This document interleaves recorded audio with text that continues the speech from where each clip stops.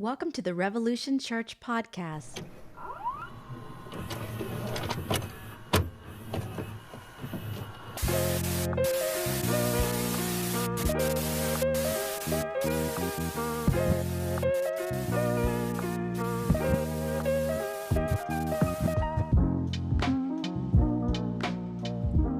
And rather than reposting all the links, we're just going to go with what we have here. We're going to look like a 1990s horror movie. What is wrong with this thing? Trying to get that right. All right, well, here we are. It's not my favorite look, but we'll go for it. Welcome to the side view of Revolution. Angled view. High angle. Full screen. You get a little bit more look of what's on top. My collection.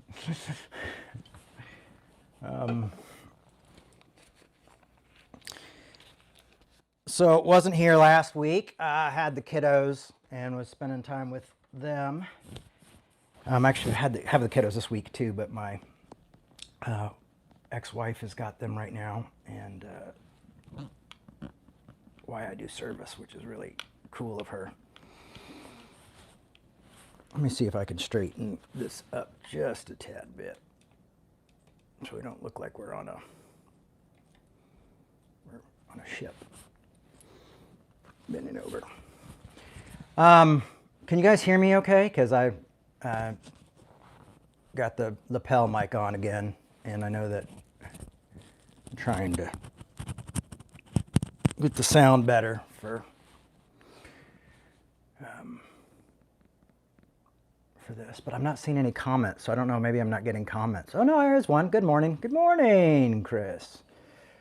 I can hear you okay. All right, sounds good. Thank you, appreciate it. So yeah, I've been with the kids. So me and my wife swapped around our parenting time. So I've had like 5, and we have fun, but Dad's an introvert, so Dad conks out sometimes and gets really tired. So been doing that, continuing the job hunt. Yeah, a lot going on. So I've had a lot of crazy interactions on social media lately. I guess that happens a lot when you're like introvert, but then you spend too much time on social media. And so that's been really interesting because I talked with some people who I felt like maybe were scapegoating Christians a little bit, like this ex-Christian podcast thing. It wasn't even a podcast, I think it was just a site, and I was talking to them. And believe it or not, they did not want to hear what I had to say.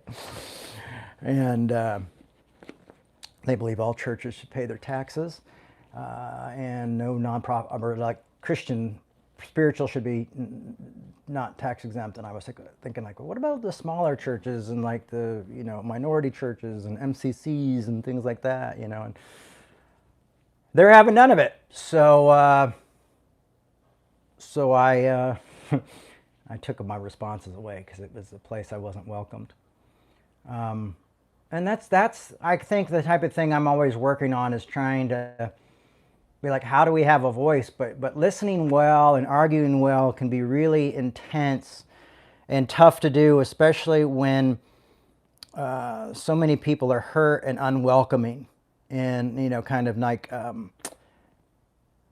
it's really funny because it's almost there's like a hypocritical type of thing that you pick up in this.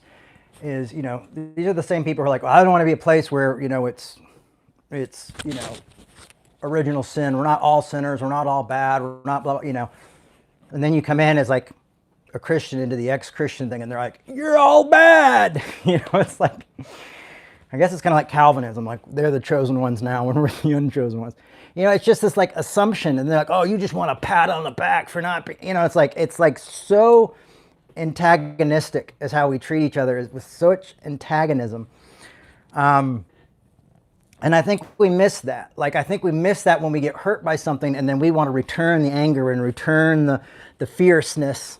that might make us look a little bit like, make us look a little hypocritical. You know, and that's the thing though, is everybody's doing it. So it's like, we don't really notice it as much because everybody's at like each other's throats. And so we just don't notice it as much. And it's super sad.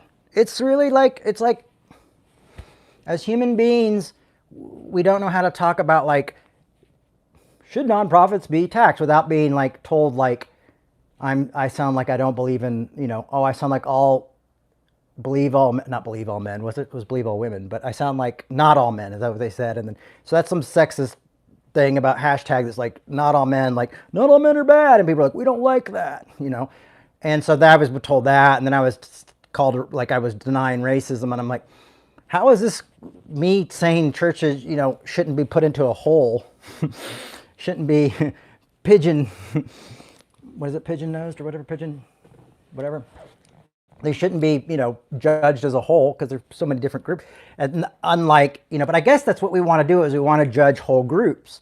But that's a lot of the reasons a lot of us left the church and don't want anything to do with church and Christians, is because we feel like they pigeonhole us, you know, like they do these things, like they you know, they find groups to hate. And then what we do is then we create these people and they leave church and then we're that group, which I think is kind of in some way ironic justice. But not really when you keep getting, you know, you've got these progressive churches and you know, who are getting hit with friendly fire, and you've got conservative churches who are trying to do good things that are getting hit with friendly fire. And, you know, for me growing up, it was always the church is the only army that kills its wounded. And now it seems like that's just not the case. Like everybody's just like, if you don't follow this strict guidelines of rules, you're out. And it's like, wow, like you're not a real leftist. That's what I felt like they were saying. I'm like I'm more than left. Like I don't even like Democrats at this point, you know. And they're like, no, you know, you're not one of us. And I went into this with wounded preachers' kids, just wounded preachers, people who'd been hurt by pastors. And I went in, I was talking, and I was like, well, you know, sometimes pastors, and I was given another view, and they're like, your views aren't welcomed here, you know. And so it's wild when we see this type of thing happening everywhere. I've had a conservative today give me a really hard time, someone I've been working with, trying to do stuff with, and basically go online and call me a fraud and all this because I pushed back on some of their stuff. So it's tough. It's tough because we're so cruel, as Bono would say. You know, we're so cruel to each other, to strangers. And, you know, the ironic thing is like the Good Samaritan wasn't about like two buddies. It was about strangers. And so I think we often miss the point of loving and what that is and what that looks like and how we can do that better. Because, you know, one of the things I've always thought that's strange about causes lately is that usually if you have a cause, you want people to join the cause. You want people to get behind it and stand with it, not tell people they're not a part of it or shoo them away, or, you know, and it seems like that's what we do now. Like we have these causes and then we're like, oh, it's too late for you, or you're just too bad, or you're just too much this, or, you know, and we use these like broad strokes and these huge, easy lines of judgment of, you know, I mean, saying any group is all good or any group is all bad, it just isn't true. You know, it's just not true. That's just the facts of life. And it's weird that we don't even facts become issues. Like, oh, well, it's what's behind. Yes, that's a factual statement, but it's what's behind that factual statement. I mean, like we're like becoming detectives of like how do we continue the fight, and how do we destroy people who say things that we don't like, even though what they're saying might be true. Like, so when we lose the ability to hear one another and to listen to one another, we're losing humanity. You know, we're not interacting anymore. And I think it's easy for us a lot with, especially after COVID and all that stuff, but with all the entertainment online and all our phone stuff, you know, it's just do what we got to do. and stick to ourselves. And I'm not saying that's necessarily a bad thing, but I think we forget that there's people trying to struggle to do the same thing out there in humanity. You know, there are people trying to pay their bills. There's people trying to, you know, feed their families. They're trying, you know, we're all going through this at this, you know, a lot of us similarly. And a lot of the time it's that pain. It's the struggle of like, well, how am I going to meet all these bills this month? Or, oh my God, I just got this bill, or whatever, the check engine light comes on, you know, and you're dealing with that and you're like, oh, I just need a break. And you go online and then you like take all that check engine light anger and fear out on other human beings and basically kind of scapegoat them in a way. Like you don't even realize you're doing it, but you're like this unconscious scapegoating of just triggering, just taking all that anger and that hurt and going, oh, here's somebody I don't agree with, you know, and it just, boom, you're on fire, you know, and it's weird because it's like you see these people who can agree on like 98% of things, and then like these two things just, you know, cause an explosion, when really they could be working together to progress the message of tolerance or the message of love, or get a conversation started about this issue, you know. But when we shut down conversation ceases, and we don't have community anymore. You know, you become kind of a loner. Speaking as a loner, I know how that works. So today's talk is a little bit. It's this phrase I remember hearing. I saw it on a bumper sticker, I think originally, but I think we've all probably heard it. It's like, Jesus loves you, but everybody else thinks you're an asshole. It's awesome that a guy came in on Sunday to work on the garage, and I don't know if you guys are picking up that, but there's somebody making a lot of noise next door, sawing to work on the garage on Sunday. It's nice he works. I wonder if he gets double time. That's another thing is I'm hoping to maybe, if not the end of this year, by next year, starting to look at locations. I think it might be time to find a new place in town to meet. So hopefully we won't have that happening as much. Jesus loves you, but everybody else thinks you're an asshole. I had the sticker on my desk at Revolution back in Atlanta, and I took that everybody thinks you're an asshole and turned it into everybody thinks Jay's an asshole. So it said, Jesus loves you, but everybody else thinks Jay's an asshole. And that was my welcome to my office. Want to have a pastoral conversation? I mean, I'm just looking at my notes, and you know, I think I've already made it clear, but life seems like a lot right now. It seems pretty heavy. It's interesting putting stuff on Facebook because you get everybody's opinions, and you get wild opinions, and you get, you know, I mean, on my Facebook page, I mean, I get conservative Christians, I get progressive Christians, I get atheists, I get people from all over the walks of life, different faiths and things like that. And on my Jay Baker account, and it's interesting to like put stuff up and get people's thoughts of like, oh, what are people thinking about this subject or that subject? And I put a lot about arguing well and things like that, and I get so much weird pushback from arguing well. I mean, it's really wild how many people are like, argue well? Are you kidding me? How dare you? I want to get in a good, I mean, I literally had someone said, I want to get in a good zinger before I'm done, you know, and it's like, I mean, I don't know if they were saying that. They were going, I want to get in a good zinger before I'm done. I might have said it that way. I don't know. But it's funny. It's funny, like, man, people just don't want it, you know? And there's always like people are looking for this, like the asterisk. And I'm like, I don't really have an asterisk here. Well, what if they don't deny my, you know, humanity? I'm like, well, you know, you got to look at people like Dr. King and people like this who fought for civil rights. Like they went and they met with these people, they made these changes, and these people are heroes, you know, and people in LGBTQ communities, MCC Church, Metropolitan Community Church just turned 55 years old. Like what those folks had to do, and I've worked with some of them and dealt with communities that didn't think they belonged there, and some people burnt their churches down. So when they were trying to love these people and say, hey, we have a reason to exist, they were being hurt, you know. And so when you see communities and see groups like this and see denominations and organizations that fought and did these things and did argue well and did have success in that. To me, that's a beautiful thing. That's like, and this doesn't mean you don't speak truth. I think people have this idea that love is this like fuzzy, cozy thing. I mean, the way people think about love is almost like they think about like the first few weeks in a relationship where everything's just bright and shiny, and it's not, we're not talking about romantic love. I would say it would be more like how you love a family member, like how you love a family member and a holiday's coming and you're already getting stressed about it, and you're like, oh, oof, I got to see them. But at the same point, you'll do anything for them. It's just being around them is tough. Like you love them, but you're not quite sure you really like them. You don't like their company over a certain amount of time, so you're like, oh, we're only going to come in for a day and a half because we got all this stuff going on, and I'm sure you do. Sure, it's a busy holiday weekend.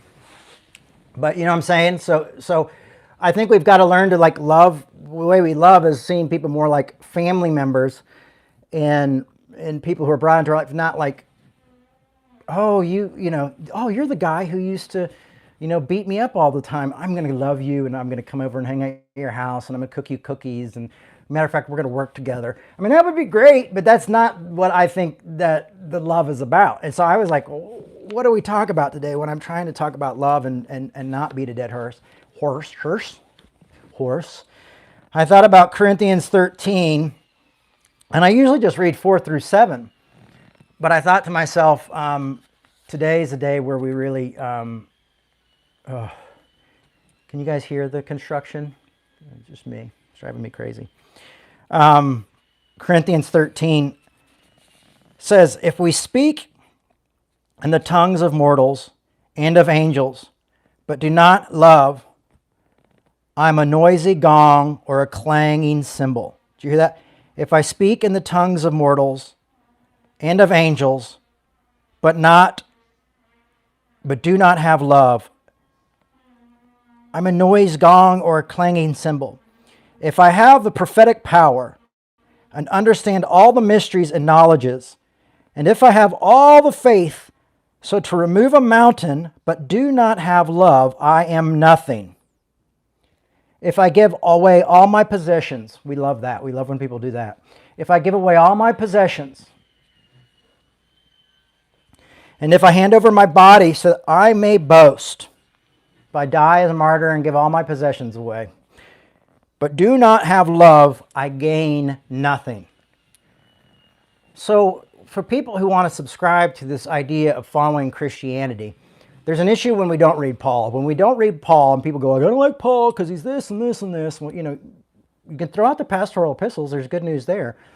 But Paul is also the one who brings us a lot of grace. And I think one of the reasons we don't see a lot of grace in the church is because some people go like, oh, I just want this angry Paul right here and here and here. And then progressives go like, well, we don't want anything to do with Paul. Just Jesus, man. Red letter Christian. That's it. Amen. And then you don't get any of the grace. So you get like, well, Jesus flipped over the tables. Oh yeah, he got angry once because people were selling forgiveness for a price. When he had a lot more opportunities to get really angry. He spoke truth to people, but he wasn't violent. That was the most violent Jesus ever got, And we don't look at Paul being like, reiterating everything Jesus said about love. So people go, oh, no, Paul. So when we miss Paul, and you all know I'm a huge Paul person, huge Paulinian person. My theology, I would say, is Paulinian theology. So when I bring this in, and I've got problems with Paul too. I mean, Paul thought the world was going to end soon, okay? And I've also got things that I find interesting about Paul. Like Paul doesn't talk about a virgin birth, and his letters are the earliest in the Christian canon. So something to think about. You know what I mean? Like, was that idea not even around at Paul's time? And I love the people who are just going to get stuck on that this whole time. That's not important right now. Throw it aside. But Paul called us to live a life of grace and a life of working together and not destroying one another and forgiving one another and restoring one another. So we need these little nuggets of truth to kind of help us continue as a community and care about each other. Right? So I can give everything away. I can be the greatest theologian, historian, scholar in the world, but if I don't have love, Paul is telling me it's useless. And I think that's interesting. And here Paul is going to get into a little bit more of an explanation of love, but I really want us to try to be honest about what this is. And one of the things I've been saying a lot is something I learned in the 12-step program. It's about progress, not perfection. I think that's another thing is so many people think that we have to have this perfect love. And you know how, was it in 1 John, perfect love casts out all fear?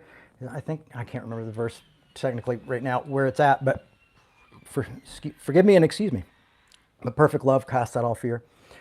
And if you're still afraid, that means love hasn't been perfected in you. Is that James? Anyway. So we got to let this love grow in us because, love casts out all fear.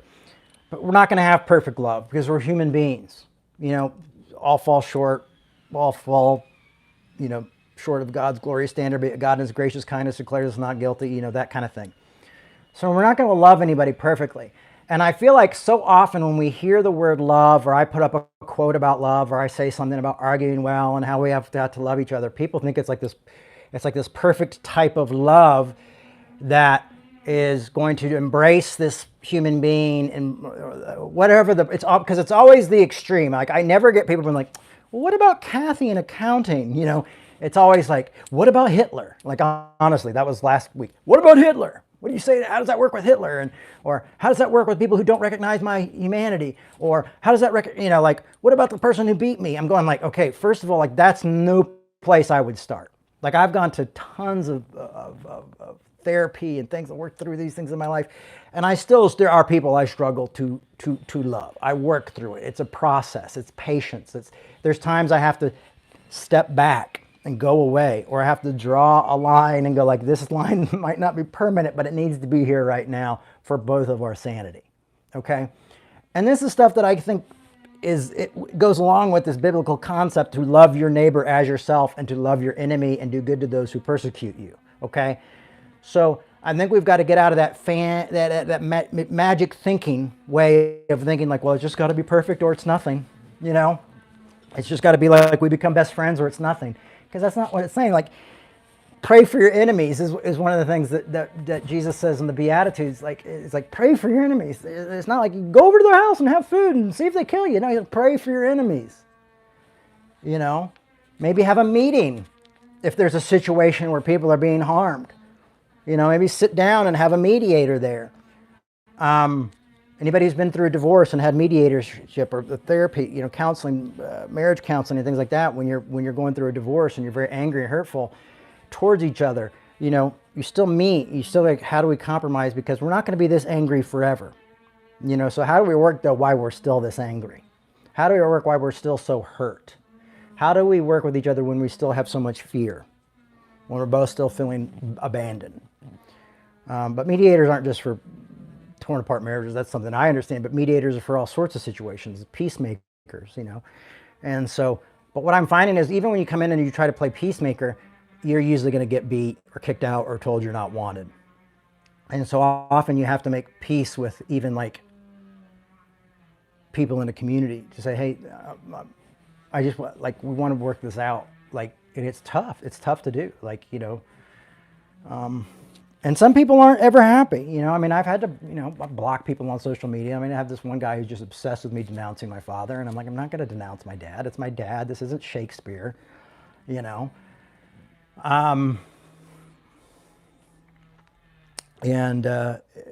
you just have to, sometimes you have to have boundaries for them and for you. 13 goes on, love is patient. Love is kind. Love is not envious or boastful or arrogant. I feel like the thing I experience most and I think this is what gets in the way, as I think if we look at the other side of, it's not this, but boastful and arrogant, as often as you get people who are either hurt or have just not letting go of certain pains, or they will become very angry and very arrogant when they're like, I will not do that, and I have, and just blah blah, you need to do this, and you need to, they just hit. There's often this attitude of I'm better than you, and I found out the truth, and you're still stuck in the lie, and you poor thing, and my thing is like the ping pong, the bong bong bong. If you've left the toxic community, if you've left a bad religious community, don't become as angry and toxic as them. Like, don't become like shutting people down like they shut people. That's why you left. You saw something and you said, I don't like this, but maybe what you saw and you didn't like, you knew was in yourself, because you leave and it's still there. The anger and the judgment and the being afraid of people different than you is still there. It's just like, well, I might be comfortable with drag queens, but I'm not comfortable with people like in three-piece suits who do this. Seriously, like I'm more comfortable around, wild people than I am in a room full of like preachers, even if they're like, any type of preachers, but they're all dressed up and looking nice and like, oh, Jay, oh, t-shirt, nice choice, buddy. You're kind of like, but love is patient. So that means like we take time, we bite our tongue, we think through, we listen well. It's kind. I mean, we've just lost the basicness of kindness. I think that's why humor can be sometimes really good and disarming, is if we just, you make a joke back and try to do it, in a respectful way, but make a silly joke back or something like that when we're dealing with people. But I don't always do it. It's not envious or boastful or arrogant or rude. So these are things that love are not. So I guess the idea here is to, when we're in situations, is ask ourselves, am I being rude? Am I being arrogant? And am I being unkind? And if so, why? Why does this affect me in such a way that I have an inability to love someone who thinks differently than me, or love someone who doesn't love me? And not everybody's going to do this. I mean, when you've been hurt and you're fresh in it, or when you suffer from mental health issues and things like that, this requires a bit of strength. This requires a bit of time to grasp this, and you're never going to be perfect at it. I've always find someone that can get me just right, and they find that little chink in my armor, and they're like, boom, and I'm just like, it just sets me crazy. And sometimes they do it on purpose because they've watched me and they know, like, oh, this is, if I say this is what we get. I mean, I one time had a guy in high school say something to me because he knew that this is all he had to say, and he did. He got me out of my chair and ready to fist fight, and so we also have to watch out for that. That's usually when it's time to be like, I'm going to pack my bags and go now. It does not insist on its own way. I mean, how often are we insisting that people think like us, talk like us, do things like us? Like, one of the things I'd mentioned, and the thing is, like, what I loved about what I know somewhat about the Northern Ireland peace process is that the compromises, everybody lost something they wanted. I mean, it wasn't that, everybody got something they wanted, but it was like everybody kind of lost as well. Like, everybody felt like, ooh, when they been and ended the troubles. It was like, oh, oh, you get this, oh, great, but I lost this. And it's this thing is like, so everybody gets something they want, but everybody also has to accept something they don't want either. And it's tough. And so when we're talking about peace, when we're talking about coming together as different communities and from different political viewpoints, and and it's funny because like I think like, oh, well, I don't see that much difference between conservative and Republicans. Man, that does not make either of those groups very happy to hear, and they will come with the wrath if you say that. So don't say that, or find a really kind way of bringing that up and saying, can you tell me why I'm wrong? And they will. But it does not rejoice in wrongdoing. And I've had that one used as like, and that's why we're all legalistic bastards, because we just want people to live right, Jay. That's it. I've had people like, this is the one that nulls the rest. This is the asterisk for a lot of conservatives, is that it doesn't rejoice in wrongdoings. But I think what it means, it doesn't rejoice in wrongdoings, is it doesn't rejoice in revenge. You've hurt me. Okay, I don't want to sit at the same table with you, but I don't want you to go hungry. Tupac said that in a way. I'm not going to burn your house down. You know, I'm not going to get revengeance for my family. There are times you'll want to do that and you'll have fantasies of that, but it's not following through. It is not irritable or resentful. And, you know, these are the things that I find that when I'm talking about love and arguing well, what I usually get is people who are very irritable and very resentful towards a group of people who have hurt them. You know, and to the point where you can't say, well, not all those people are bad. Even that gets them angry. You know, I am not really sure about what the hashtag was, not all men. I have gotten in a couple things where that's been used against me, or someone said I was naive for not knowing what it was because I spent so much social media time, but I just wasn't in that circle at the time. I mean, I remember there was one called Believe All Women too. You know what I mean? I don't think anything like all cops are cops are bad or all cops are bastards or whatever. Like, I don't like anything that covers any group like that completely. I think that's wrong and not so. All women are, you know, believe all women. I'm like, you know, that's just like, I get what you're saying, but it's also not a faction, you know, and all men aren't great, or not all men or something. Well, yeah, I guess that's true. Not all men are this, but I'd say not all women are this, you know, and not all white people are this, and not all heterosexuals, and not all gay people, and not all Hispanic people, and not all Asian people. I mean, you could say it, but it really hits people hard. And it seems that there is a resentment and an irritableness to stating things and saying things like that, you know. So it does become a bit of a walking on eggshells when we're trying to love each other. So what am I trying to say? What I'm trying to say is, when I ask you to argue well, I'm asking a lot. When I'm asking us to learn to disagree well and to be a diverse community of diverse of thoughts, you know, we are looking at doing something that's completely almost impossible in this day and age. Okay, this is nothing that seems possible at this point. This is tough work. So when you see me going something like love your enemies and well, remember, what he's asking is pretty tough. This is a tough call. And what I love is sometimes I get people going like, I don't know if I could do this. I'm like, I don't know if I can do it either, but I'm trying to create a community of people who are at least we're just trying to do this. You know, we're trying to disagree well, we're trying to hear the other, but we also want to be heard by the other. I mean, it's frustrating, you know, but we don't want to let resentfulness and irritability be who we are.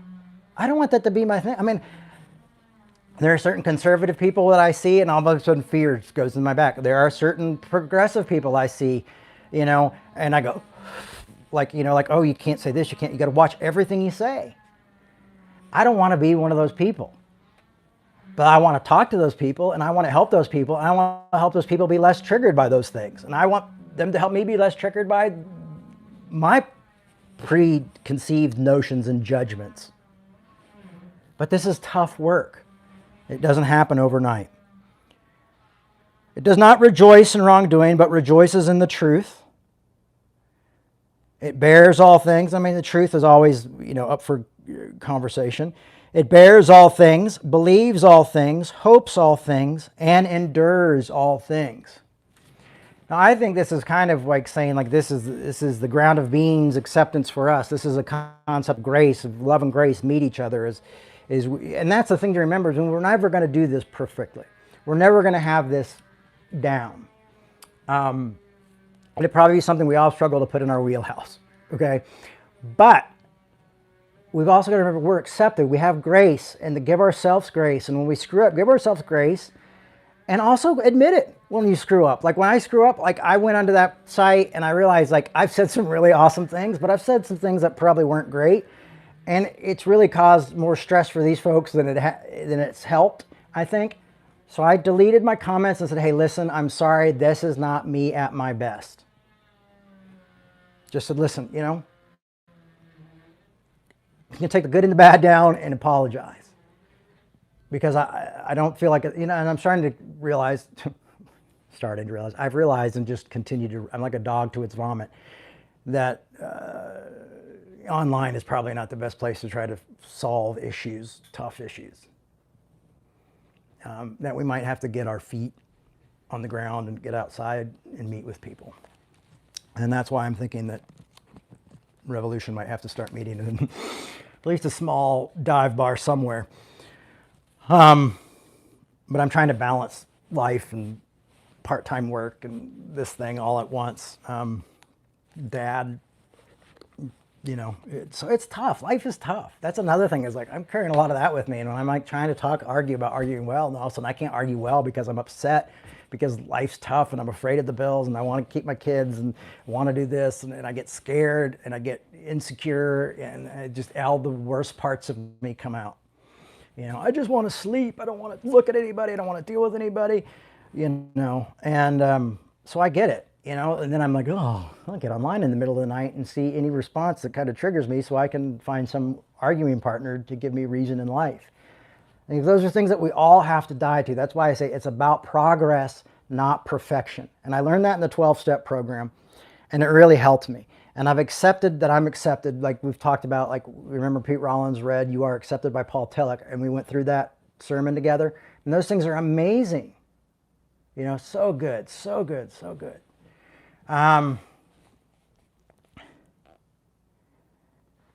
So Paul goes on to say, hope all things, endure all things. Like enduring all things seems almost impossible, right? Like I will endure all the punishments that I've had through my life. But at the same time, I remember like some of my teachers being like, you'll understand more when you grow up.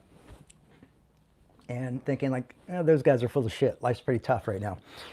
But I think I now do realize what they're saying is you're not going to have your parents, good or bad. They're not going to be around to bail your ass out of this stuff. They're not going to be able to, one day, you're not going to have a school to go to. There's going to be a lot more required of you in life. And you'll also have these things on top of it. And they were right. Like, so you look back on your life and you look at all these things and you try not to have regrets, but you look at the suffering you've had in certain areas and you try not to hold resentments, and you look at all the things you wish you would have done. And so it's tough. It's tough to endure just the decisions we've made ourselves, much less the horrible things other people are doing and saying. And then when you just see groups of people, like recently too, I've had people like, why are you so hard on the liberals? Why don't you point out all the bad things like the conservatives do? And I'm like, listen, that's not what I do. And this is a group I love and care about and that I've been a part of for a long time. So I feel like I've got to speak the truth about that. At the same time, I say, hey, the other party's not great either, but we got to look at our side of the road. That's another thing I learned in 12-step program. So if you want to get mad, blame AA. The 12-step program, sorry. That's anonymous. It's an anonymous group I'm not supposed to talk about. But you get what I'm saying? Like, it's this constant need to be perfect, and it just won't be that way because we have so much on our plate to deal with. And we can't set each other straight. And then we're going to learn to endure through these circumstances, but that's all we can do sometimes with life is endure. There's this thing I learned in therapy, in DBT therapy, called radical acceptance. And it's when there's something in a moment that you just can't handle, or you're having a panic attack, or you're going through something, and you just have to be like, this is just it. This is it. This is where I'm at. This doesn't feel good. I don't like it. I'm scared about the future. I'm scared about finances. I'm scared about, all this stuff. The little kid in me is out and scared and terrified, and I don't know where the adult went. Where did adult Jay go? And you just have to go like, I'm going to accept this moment, that this is where I'm at. That's where adult Jay is saying, like, this is all we can do is accept that we are accepted and accept this moment that we're in, because nothing is changing it right this minute. So we just have to radically accept that which we don't like. Now imagine if we use that towards our enemies. And we go like, I'm going to radically accept this person because they're not what I like. They don't think what I think they're a bigot. I think this, and I'm going to radically accept those are the facts that I know about this person. And I'm still going to work on seeing things change. Now, if this is like I would say, like, if this is a friendship, that might be the time just to walk away from that friendship. You can still love each other, but you just move on. But if this is something where you say, like, this person is hurting other people in other communities, then we've got to speak out, we've got to talk, and we've got to figure out ways to work through this and come to a new situation. Like if this is someone in a place of power or things like that, then because if we just go, oh, well, those guys are all bastards. Well, what are you doing to change it? Well, I just call them bastards, and I find that feels really good, and maybe it'll change them. Maybe some of them will hear how cool I am, and that I don't think they're cool, and they'll start being cool. It's not how life works. It would be great if it did. But if we sit and complain about something, eventually someone wants to know, like, what are you going to do to change that? What are you going to do to make a difference? How are we going to make that something that it's not? How are you guys going to work together to figure this out? Oh, maybe we just split the country down the middle and be like, you guys live over here and you guys live over here. Well, you know what? You're just going to have another splits and more splits and more splits, because everybody's going to have nuances and differences.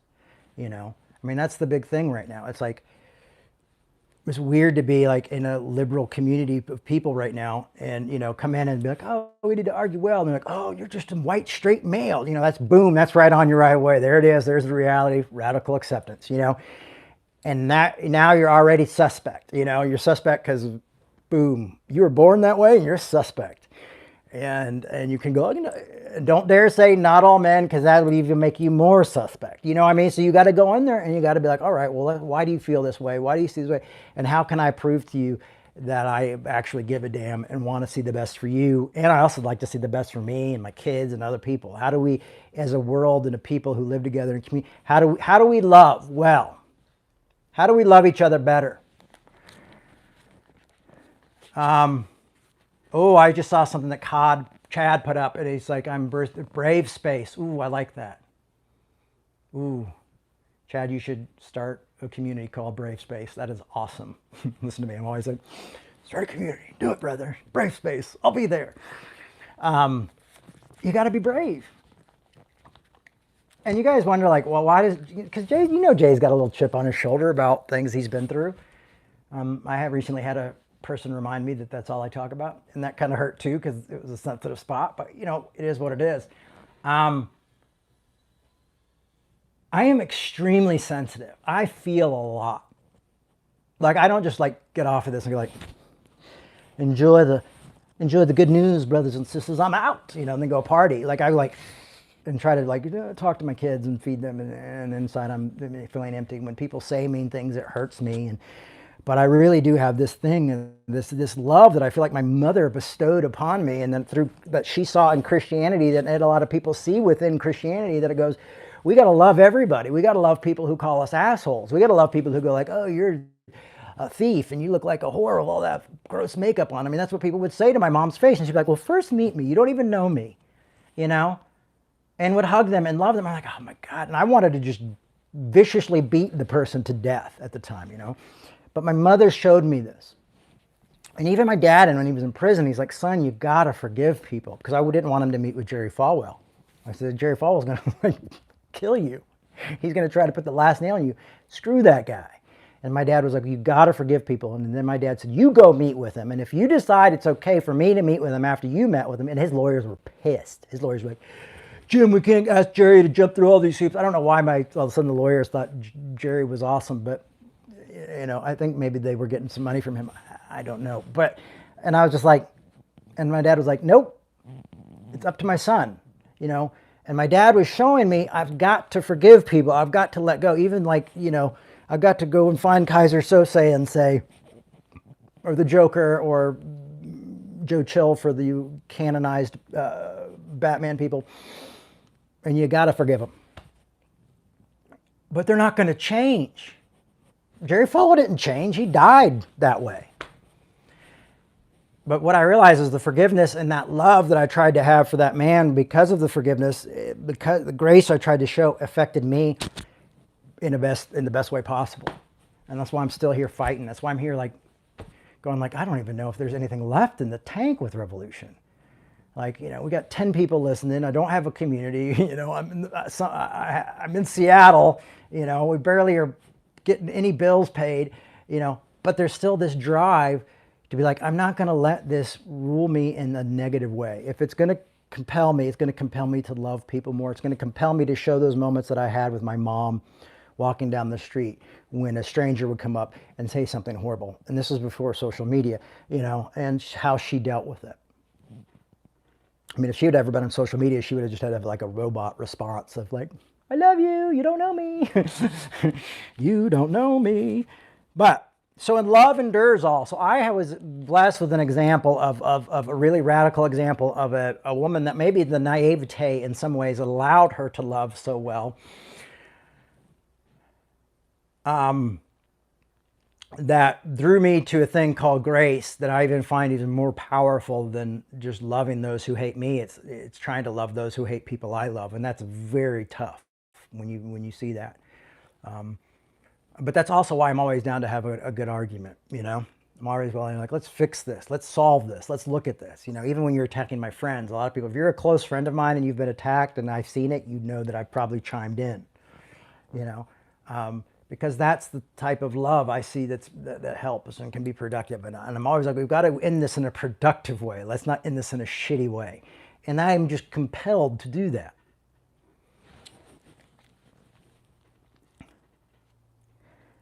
And that's not a saintly thing. I don't want sitting here saying, oh, I'm just a saint. I'm just the saint of love. That's not it. It's just this is a compulsion.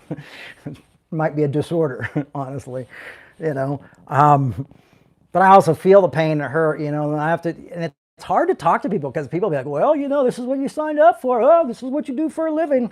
I love there's so many, I have found that so many people are just like this suck it up bootstrap people. Folks, if we just want to get a glimpse of love, just be kind and go yeah, life is hard. Life sucks. When someone says, oh man, I'm sorry about that. Those responses are really great too, It's like we've all of a sudden we become like these, yeah, well, I mean, if you're going to be online, that's what you're going to deal with, your fault, and you're like, okay, I'll have no community with anyone. I'll just release a talk once a week and then hide. So there's that endurance. It hopes all things, because we're hoping to see change. I mean, that's why I continue to argue, is because there's hope there. There's hope that we see change. There's hope that we can become better community. It's hope that we can show love in a better way. I do believe that these are the concepts that will reform Christianity and change the church and bring it back to being something relevant in society and not what it is today, but known for what it's against rather than what it's for. Not for restoring people or feeding the homeless or doing any of those things.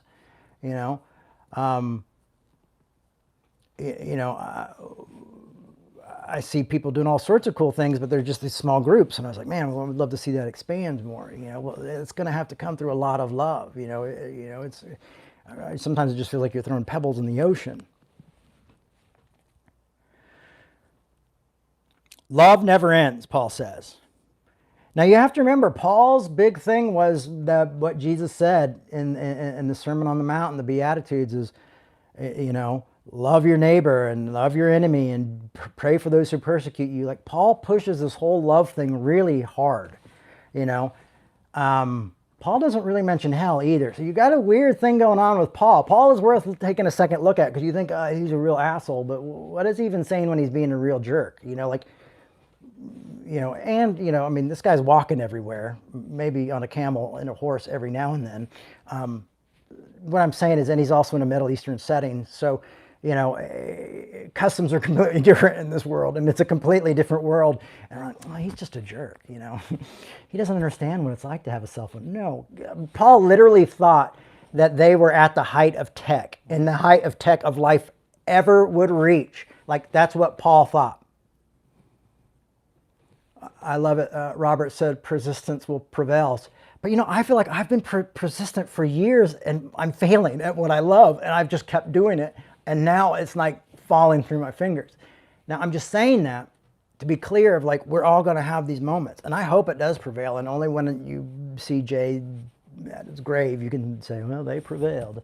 I mean, I hope they do say he loved too much. I think at this point we can say that that's happened a little bit.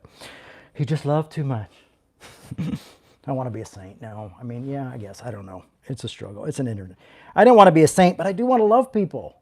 I want to be known for my love for people, But then I feel like once you start saying that kind of stuff, people want to come out and test you. Then all the tests come out oh, let's test this mother. Let's see if this guy really believes in grace. Let's see if this, let's really push and see where he's at, and they, and they're like, oh, I know what he's sensitive about. I watched him, so I know what he's sensitive about. I can help you with that. I know where we can get him. I know where we can really test him, But let's see what up. So I'm just saying, know this, Paul had no idea that we would all have airplanes and that we would be able to fly and that we'd be meeting each other all over the world within a matter of hours, or that we would be all connected through some weird thing called social media or any type of television or anything like this. So, he thought Jesus was getting ready to come back any day now. He was like, don't get married because it's not even worth it because Jesus is coming back any day now. That was his whole thing. Like, yeah, if you got to screw every day, then you probably need to find somebody to get married to, But in his mind, it was like, it's like Jesus is just down the corner. Technology is not going to get anywhere. We're never going to be where we know thousands of people at once and where you have thousands of followers and you're communicating with random people all over the world. Like, this wasn't in his brain.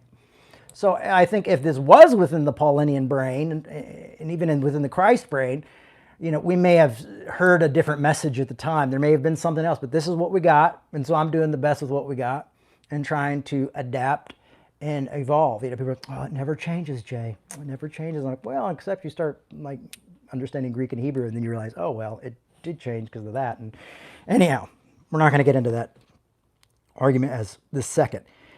But Paul goes on to say love never ends, but as for prophecy, which I think he's talking about preaching, not just like in the future, they will come to an end. As of tongues, they will cease. As for knowledge, it will come to an end.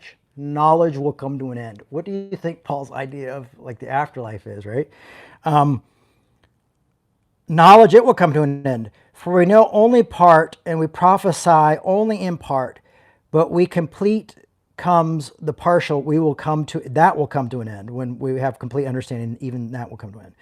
When I was a child, I spoke like a child. I thought like a child. I reasoned like a child. When I became an adult, I put away childish things. And so there's two things he could be saying here is that like when we become adults, it would be like kind of like the afterlife will be like we're complete and we put away childish things and we're all just children now. Or he's saying, when we learn to love in this way, we will be acting as adults. We will be acting as, when we learn to love our enemy, when this stuff progresses over time and is allowed to progress in our lives, this is how we grow, through loving one another. And if tolerance is a part of love, think about how many people like in your work situations and certain situations that you have to just go like, and we all think we all want to like at least be tolerated by people. And I think if we're going to ask to at least be tolerated, we should be willing to at least tolerate somehow ourselves. And doing that, I think we will be given the opportunity to speak truth. For now see in a mirror dimly. He's saying, we don't see everything clearly, but when we see face to face, and I think that's another important thing, but he's talking about something else, but face to face is quite a different experience. Am I right?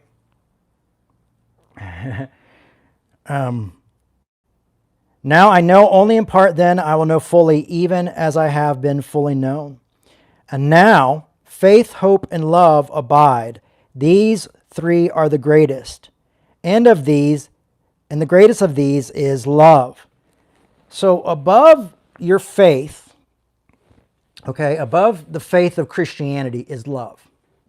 Okay? So when your faith and your dogma and your theology and that kind of stuff, and the Bible, the one true gospel, gets in the way of love, you put it down and you love. It is greater. That love is greater. Like the Sabbath was made for us. We weren't made for the Sabbath. You understand what I'm saying? Binding and loosing. We are called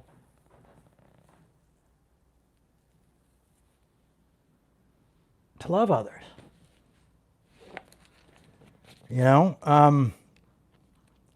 Above all that, faith, hope, and love will endure. And I've always seen faith and hope as kind of like cousins or siblings. But love is the greatest thing. So I just want to say, as like believers, like I don't understand like why we can't have like believers, you can't have progressive and conservative believers working together. I just honestly, like you guys, like I remember being part of this one group where we were working with the homeless, and I said, hey, some of my friends want to feed the homeless on Thanksgiving. Can they come in? And like, are they Christians? And I'm like, oh, no, I don't know. I haven't really asked them. It's another job I've got. And they said, well, we don't allow non-Christians. And I was like, that doesn't make any sense. Like, feeding hungry people. Like whoever wants to feed hungry people, and then you get to know these people and you can share your faith with them if you want. Doesn't this seem like a good thing? That's working together, And the fact that our hate is so great with one another that we don't even see the possibility is what would happen if we strengthened one another is sad to me. That this type of love of this kind of disagreeing well and loving well and enduring well, these type of concepts could make the world a better place. Like I really think politicians love that we fight about identity politics and about faith and about this kind of stuff all the time, as they just sit and get really wealthy and just work with these corporations, because we're all busy fighting over our identities and our faiths and our systems, and they're just, even the Democrats, like, they get rich when we go to war. Like, a lot of those people look at where they invest their money and things like that. Like, those are things you have to, like, live in a reality of I wonder if they want to sell more weapons because they're invested in weapons. I'm sure that doesn't have a problem with their politics at all. I'm sure there's no contradiction there. They're above reproach, right? Because they're one of us. That idea gets you nowhere fast, okay? So the church has done it and it's shitty. When politicians do it, it's shitty. When the left does it, it's shitty. When the right does it, it's shitty. It's just shitty. Shitty, shitty, bang, bang, right? And that's, we got to think differently. I think that we've forgotten about poverty. I think we've forgotten about the poor. And I think we're all in this point. Not all of us have, but a lot of us have. And I think, I don't want to say those all statements. And we get in these arguments, and then we don't realize that we're poor too, and that we're barely making ends meet, and we're one paycheck or one bill or this away from being homeless. And we don't even realize that that's where we're at. And we're so distracted fighting certain things that we don't realize that this is what a bigger group, a bigger power is going, like, oh yeah, keep focused on that, and we'll keep running things, and then they throw us these things. And we think, well, this has got to be the most important thing because they'll throw us bones, like, well, here, you have this, and we'll give you this, when this rights, but we're not looking at, like, where the money's going for, like, the poor or the homeless or the sick, or that none of us can afford to go to the hospital in the United States. It's like the fact that we're not more upset about that, because that's one thing that affects us all. Because if we had that, we could argue well for a lot longer. So that's another thing is, where is my focus at, and is it productive? Is it helping other people? And am I loving as well as I could be loving? So that's today's talk. I would call that a sermon even, is loving each other well. And Corinthians 13 shows us that. So when we ask, well, what does Jesus mean when he says this, and this? I think you can go to Corinthians 13 and see what Paul understood it to mean. And Paul, that writing's a lot closer than even the telling of that story of the Beatitudes. So Paul was more familiar with that story than probably the people who wrote the Gospels. He may have even heard it at times. He was there when Stephen was killed. So that's something to think about. Anyhow, thanks everybody. I just thought Steve always told me I don't ask for enough money, and I literally had someone say that Revolution was a fraud and that I'm a fraud and that we don't need money today. And it's funny because I do like the fact that I'm getting attacked by progressives and conservatives all at the same time, telling me this kind of shit about me, because it is kind of giving you this feeling of like, okay, I need to focus. I need to back up a little bit more and go, okay, we got issues. We got bigger issues here. Everybody's getting this way. We need your support. Where will that support go? Well, that support goes to keep this going, keeps me paid. It keeps the people who are running our finances paid. And through donations, that's how we pay for the online stuff. That's how we have a website, which, a website nowadays. We're mostly volunteer. We work at a bare budget right now. As you can for something that's been going on for almost 30 years. so it's bare bones. I would love it to be able to be paying for rent for maybe a new location and helping pay Josh, who puts all this stuff up and things like that. And Josh is always like, even when I've tried to pay Josh, he's like, no, no, no, but I would like to be able to like, here, you have to take it. We just have too much money coming in, take it, and then we could do more and have cool graphics and maybe reach more people with this message. That's what I would like to be doing with it. No one's getting rich. I promise you that. But it's funny because that was like, someone knew, like, oh yeah, Jay doesn't like raising money. All I have to do is say he's a fraud, and then boom, that's what they did, and they got blocked. So Merry Christmas. Even I have my points. So, but yeah, Revolution needs your support more now than ever. I mean, it would be really great if we could raise like $10,000 in the next couple of weeks. And I would just tell you like, hey, we reached this year's goal. But then next year it's going to slap us in the face, and we need to have another goal there. But yeah, that would be great. So if any of you are just sitting there with an extra 10 grand in your bank, or you're like a millionaire on a cruise ship listening to this via satellite, going, let me write a check for those guys. I'll do that. But yeah, if you get something good out of this, and I'm going to study my ass off, and I'm giving you the best I got. I'm giving you everything I got. And I do believe that eventually this will have such a greater effect on the church because of folks in this community who are going to be leaders in this community, and words that I get back from people who do podcasts and things like that, who are saying, I'm being easier on the other more because of what I heard you guys say at Revolution. What Revolution is doing, I am trying to do that more. Like one of these top podcasters came to me and said that, and his mind was blown. Like, because I remember at one time thinking like, they're really hard on these group of people, and they came to me and go like, hey, I've stopped doing that as much because I heard some of your talks, and I'm going like, I didn't even know they knew I knew they knew I existed, but I didn't know that they listened to a talk or heard a talk or read a meme or something like that. But the message is getting out there, and I do believe this is part of the Reformation. I do believe that this is what we're going to have to do, that we're going to have to get way more honest, and we're going to have to stop pretending like the Bible is a magic book, and that we're going to have to be honest with each other. But it's going to require love and arguing and patience.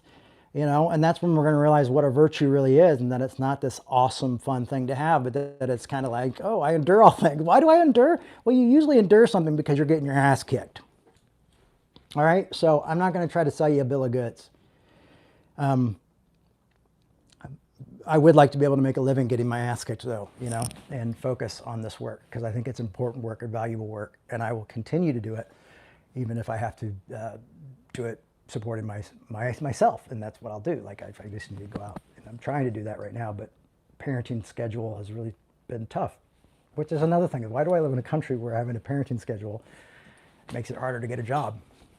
Those are things to think about, folks. Maybe those are the things we should be helping people with workers' rights more, and make a living and breathing, and rest well and eat well, even if it's not at our table.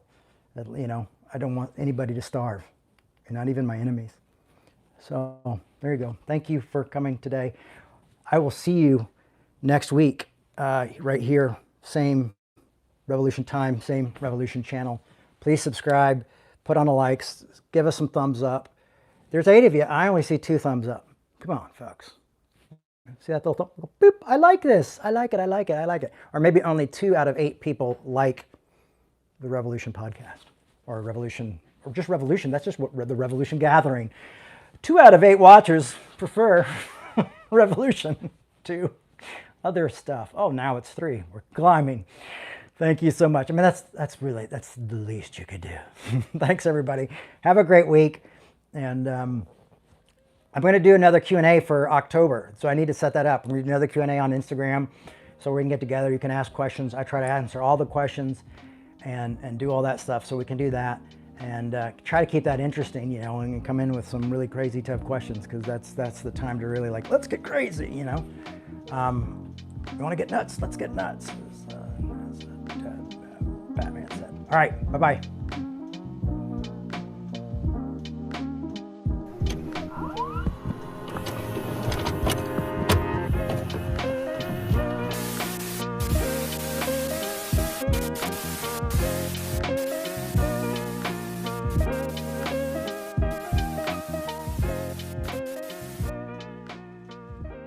Thanks for listening. We hope you enjoyed this podcast.